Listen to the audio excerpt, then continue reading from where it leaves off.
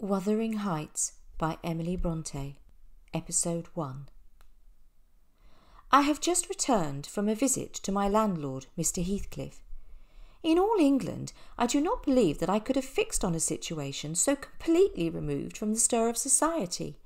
Wuthering Heights is the name of his dwelling, wuthering being a local adjective descriptive of the powerful winds to which its position on the heights is exposed in stormy weather. Before passing the threshold, I noticed carved over the front door the date 1500 and the name Hareton Earnshaw. One step brought me into the family sitting room, which would have been nothing extraordinary if belonging to a homely northern farmer, but Mr. Heathcliff forms a singular contrast to his abode and style of living. He is a dark-skinned gipsy in aspect, in dress and manners a gentleman. As we talked, I found him very intelligent on the topics we touched, and before I went home I was encouraged to volunteer another visit tomorrow. He evidently wished no repetition of my intrusion, but I shall go notwithstanding. Yesterday afternoon set in misty and cold, and I arrived at Heathcliff's garden gate just in time to escape the first feathery flakes of snow. On that bleak hilltop the air made me shiver through every limb.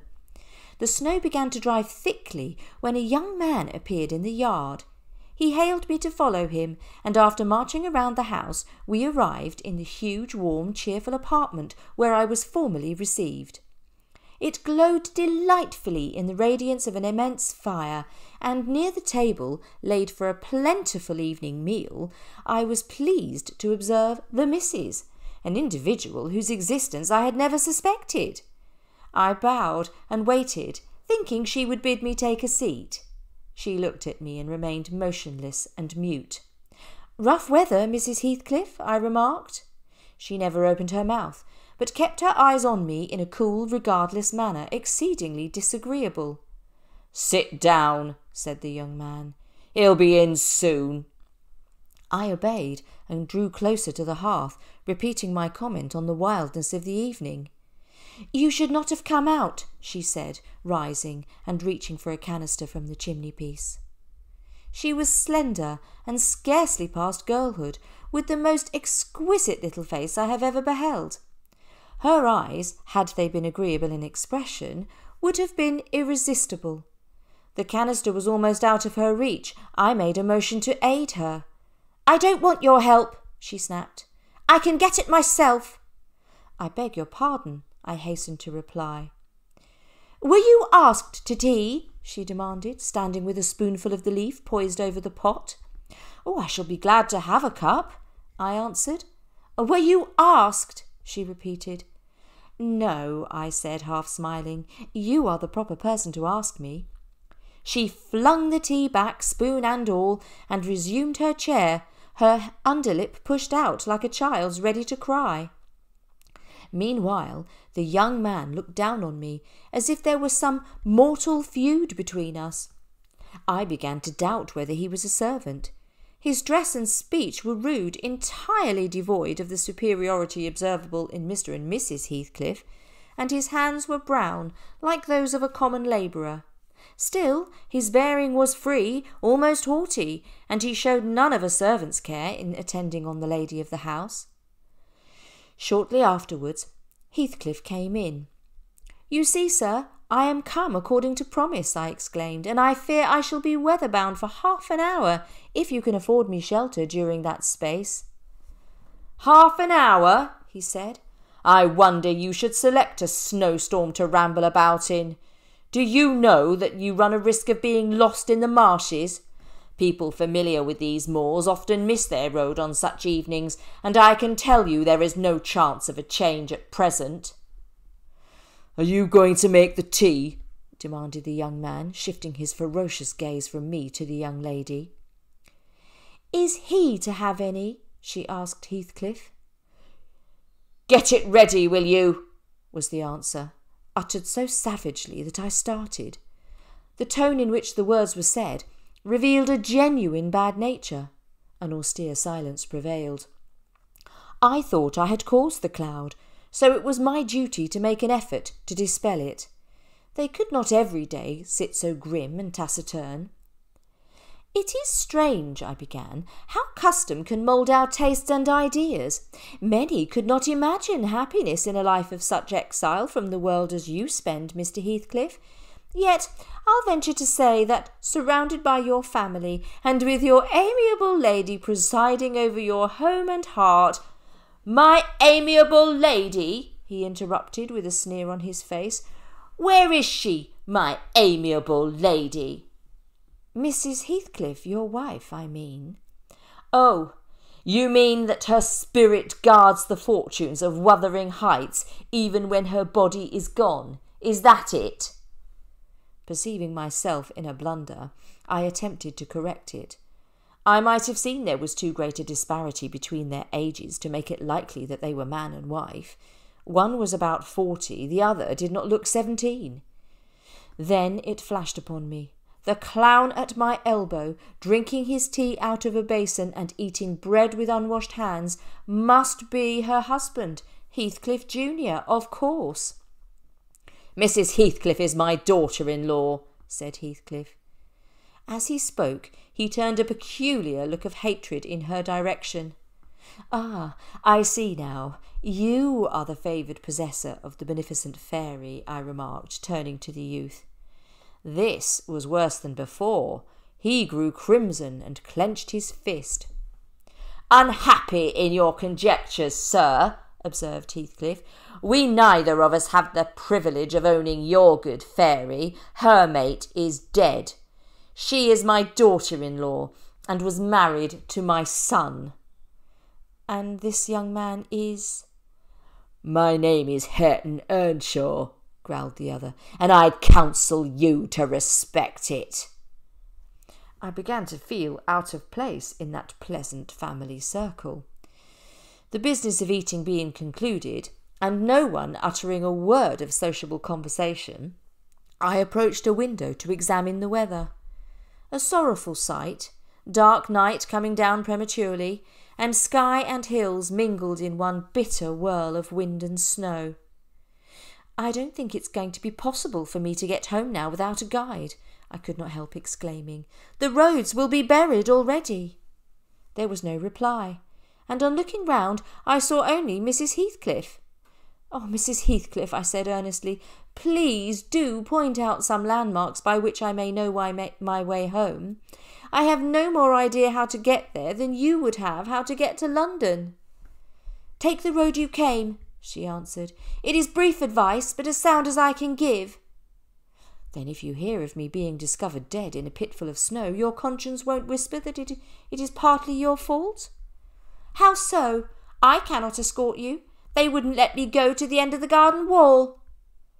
"I want you to tell me my way, not to show it, or else to persuade Mr. Heathcliff to give me a guide." "Who? There is himself, Earnshaw, Zillah, Joseph, and I. Which would you choose?" "Are there no boys at the farm?" "No, those are all." "Then it follows that I am compelled to stay." "That you may settle with your host. I have nothing to do with it." "I hope it will be a lesson to you to make no more rash journeys on these hills," cried Heathcliff's stern voice from the kitchen. "As to staying here, I don't keep accommodations for visitors. You must share a bed with Hareton if you do." "I can sleep on a chair in this room," I replied. "No, it will not suit me to permit anyone the range of the place while I am off guard," said the unmannerly wretch. With this insult, my patience was at an end. I pushed past him into the yard, running against Earnshaw in my haste.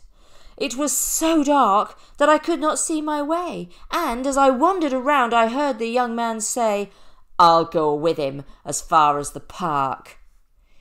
"You'll go with him to hell," exclaimed Heathcliff. "And who is to look after the horses, eh?" "A man's life is of more consequence than one evening's neglect of the horses. Somebody must go," murmured Mrs. Heathcliff more kindly than I expected. "Not at your command," retorted Hareton. "Then I hope his ghost will haunt you, and I hope Mr. Heathcliff will never get another tenant till the Grange is a ruin," she answered sharply. I seized a lantern, and calling out that I would send it back on the morrow, rushed towards the gate. 2 hairy monsters flew at my throat, bearing me down and extinguishing the light, while a mingled guffaw from Heathcliff and Hareton completed my rage and humiliation. I was forced to lie, trembling with wrath, until the dogs were pulled off. The vehemence of my agitation brought on a copious bleeding at the nose. I don't know what would have concluded the scene had not Zillah, the housekeeper, issued forth. "Well, Mr. Earnshaw," she cried, "are we going to murder folk on our very doorstep? Look at him, he's choking." She pulled me into the kitchen. I was sick and faint, and thus compelled to accept lodgings under his roof. He told Zillah to give me a glass of brandy, and she obeyed his orders. She led the way upstairs, recommending I hide the candle and not make a noise, for her master had an odd notion about the chamber she would put me in, and never let anybody lodge there willingly. I fastened my door and glanced round for the bed. I saw a chair, a clothes press, and a large oak case with squares cut out near the top, resembling coach windows. I looked inside this structure and saw that it was an old-fashioned couch. It formed a little closet, and the ledge of a window, which it enclosed, served as a table. I slid back the panelled sides, got in with my light, pulled them together again, and felt secure against Heathcliff and everyone else. The ledge where I placed my candle had a few mildewed books piled up in one corner, and was covered with writing scratched on the paint. This writing was nothing but a name, repeated in all kinds of characters, large and small. Catherine Earnshaw varied to Catherine Heathcliff, and then again to Catherine Linton. On one of the books, a flyleaf bore the inscription, "Catherine Earnshaw, her book," and a date some quarter of a century back. I shut it, and took up another and another, till I had examined all. Catherine's library was select and well used, though not altogether for the purpose of reading. Every blank space had been used to write a diary. "An awful Sunday," commenced a paragraph on one page. "I wish my father were back again. Hindley is a detestable substitute. His conduct to Heathcliff is atrocious. H and I are going to rebel. We took our first step this evening. All day had been flooded with rain. We could not go to church, so while Hindley and his wife basked downstairs before a comfortable fire, Joseph took Heathcliff and myself upstairs and gave us a service that lasted 3 hours. On Sunday evenings we used to be permitted to play if we did not make much noise, but now—" "You forget you have a master," says my brother. "I'll demolish the first who puts me out of temper. I insist on perfect silence." We made ourselves as snug as our means allowed in the arch of the dresser, when in comes Joseph. I could not bear the dingy volume he gave me to read, so I hurled it into the dog kennel. Heathcliff kicked his to the same place. Then there was a hubbub. "Master Hindley!" shouted Joseph. "Master, come here!" Hindley hurried up from his paradise on the hearth, and seizing one of us by the collar and the other by the arm, hurled both back into the kitchen. I have passed the time with writing in this book for 20 minutes, but H is impatient and proposes we should have a scamper on the moors. A pleasant suggestion. We cannot be colder in the rain than we are here. I suppose Catherine fulfilled her project, for the next sentence took up another subject. "How little did I dream that Hindley would ever make me cry so. My head aches till I cannot keep it on the pillow. Poor Heathcliff calls him a vagabond. Hindley calls him a vagabond and won't let him sit with us nor eat with us. And he says he and I must not play together, and threatens to turn me out of the house if we break his orders. He has been blaming our father for treating H too liberally, and swears he will reduce him to his right place." I began to nod over the dim page, and dream almost before I fell asleep. It was a dream of horror which, to my unspeakable relief, woke me. I turned and dozed and dreamt again, still more disagreeably than before. This time I was lying in the oak closet, and I heard the gusty wind, the driving of the snow, and the bough of a tree repeating the teasing, scraping sound against the window. It annoyed me so much that I resolved to silence it. I rose and endeavoured to unhasp the casement, but found it firmly fixed. I must stop it nevertheless, I muttered, knocking my knuckles through the glass and stretching out to seize the branch, instead of which my fingers closed on the fingers of a little ice-cold hand. The intense horror of nightmare came over me. I tried to draw back my arm, but the hand clung to it, and a most melancholy voice sobbed, "Let me in! Let me in!" "Who are you?" I asked, struggling to disengage myself. "Catherine Linton," it replied shiveringly. "I'm come home. I'm lost my way on the moor." As it spoke, I discerned obscurely a child's face looking through the window. Finding it useless to attempt shaking the creature off, I pulled its wrist onto the broken pane and rubbed it to and fro till the blood ran down and soaked the bedclothes. Still it wailed, "Let me in!" and maintained its tenacious grip, almost maddening me with fear. "How can I said at length. "Let me go if you want me to let you in." The fingers relaxed. I snatched mine through the hole, hurriedly piled the books up in a pyramid against it, and stopped my ears. The instant I listened again, there was the doleful cry moaning on. "Begone!" I shouted. "I'll never let you in, not if you beg for 20 years. "It is 20 years, mourned the voice. 20 years I've been away for 20 years. There began a feeble scratching outside, and the pile of books moved as if thrust forward. I tried to jump up, but could not stir a limb, and so yelled aloud in a frenzy of fright. Hasty footsteps approached my chamber door. Somebody pushed it open, and a light glimmered through the squares at the top of the bed. The intruder muttered, plainly not expecting an answer. "Is anyone here?" I considered it best to confess my presence, for I knew Heathcliff's voice. I opened the panels. I shall not soon forget the effect my action produced. Heathcliff stood near the entrance, with a candle dripping over his fingers, and his face as white as the wall behind him. The first creak of the oak startled him like an electric shock. The light leapt from his hold, and his agitation was so extreme that he could hardly pick it up. "It is only your guest, sir.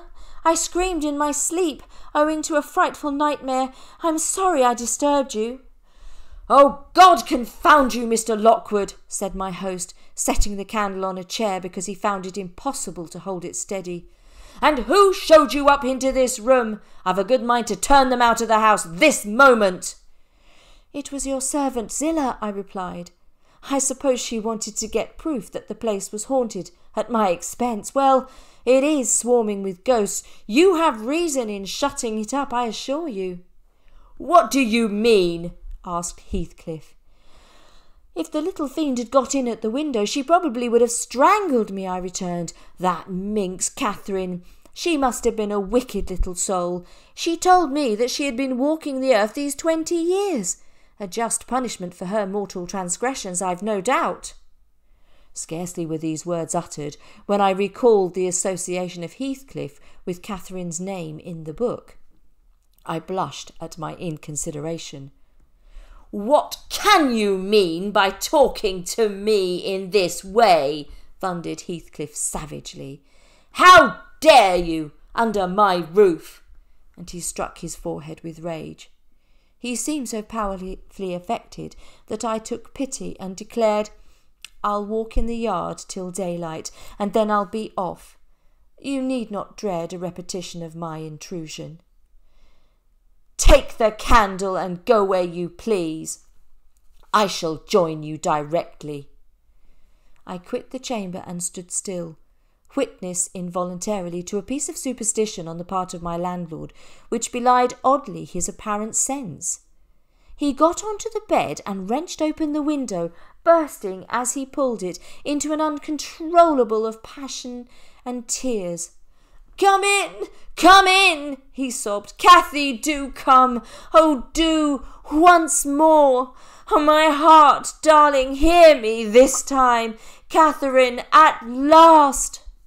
The ghost gave no sign of being, but the snow and wind whirled wildly through, blowing out the light.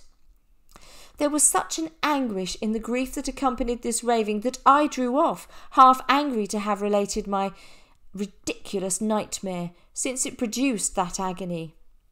I descended to the back kitchen and stretched myself on one of the 2 benches near the hearth until I heard sounds from beyond an inner door. Zillah was making up the fire, and Mrs. Heathcliff was reading a book by the aid of the blaze. I was surprised to see Heathcliff there also. He stood with back towards me, just finishing a stormy scene with poor Zillah. He broke off as I entered, then turned to his daughter-in-law. "And there you are at your idle tricks again. The rest of them earn your bread. You live on my charity. Put your trash away and find something to do." "I'll put my trash away because you can make me if I refuse," answered the young lady, closing her book and throwing it on a chair. "But I'll not do anything, though you should swear your tongue out, except what I please." Heathcliff lifted his hand, and the speaker sprang to a safer distance, obviously acquainted with its weight. He placed his fists out of temptation in his pockets, and Mrs. Heathcliff curled her lip and walked to a seat far off, where she played the part of a statue during the remainder of my stay. I declined joining their breakfast, and at the first gleam of dawn escaped into the free air, now clear and still and cold as ice. Heathcliff offered to accompany me across the moor. We exchanged little conversation, and he halted at the entrance of Thrushcross Park. My housekeeper, Mrs. Dean, rushed to welcome me. Frozen to my very heart, I dragged upstairs, put on dry clothes, and adjourned to the study to enjoy the cheerful fire and the smoking coffee which she had prepared for my refreshment.